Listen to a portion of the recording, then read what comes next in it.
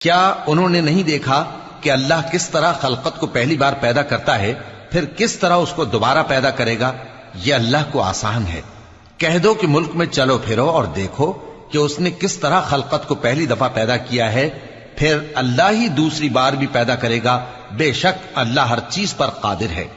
وہ جسے چاہے عذاب دے اور جس پر چاہے رحم کرے، اور اسی کی طرف تم لوٹائے جاؤ گے۔ اور تم اس کو نہ زمین میں عاجز کر سکتے ہو نہ آسمان میں، اور نہ اللہ کے سوا تمہارا کوئی دوست ہے اور نہ مددگار۔ اور جن لوگوں نے اللہ کی آیتوں سے اور اس کے سامنے حاضر ہونے سے انکار کیا، وہ میری رحمت سے نا امید ہو گئے ہیں، اور ان کو درد دینے والا عذاب ہوگا۔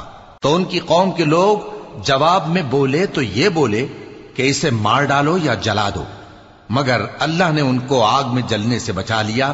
جو لوگ ایمان رکھتے ہیں ان کے لیے اس میں نشانیاں ہیں۔ اور ابراہیم نے کہا کہ تم جو